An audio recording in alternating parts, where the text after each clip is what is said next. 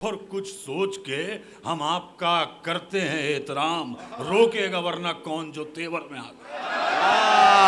वाह वाह वाह वाह वाह वाह वाह वाह वाह वाह वाह वाह वाह वाह वाह। और जुर्म यही है, हम हैं खुदा वाले वरना हमसे बड़े मुजरिम संसद में रहते। वाह वाह वाह वाह वाह वाह वाह वाह वाह वाह वाह वाह वाह वाह। घर ऊंचा हो गया मगर इज्जत नहीं रही। और किस मुंह से कर रहा है वो औरत के हक की बात, खुद जिसके साथ उसकी ही औरत नहीं।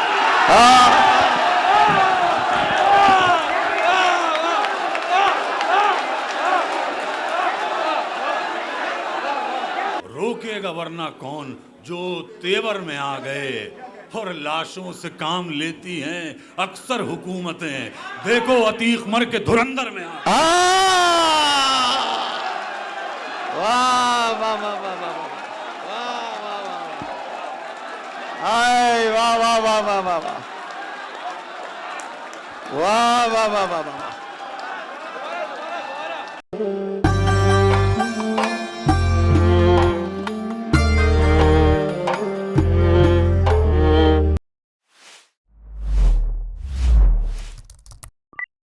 इस महफिल में जितने भी जेनजीज के लोग बैठे हैं, वो लोग जिनकी उम्र जेनजीज में आती है, मैं उन नौजवानों से उनका छोटा सा एक अदबी इम्तिहान लेने की कोशिश कर रहा हूं।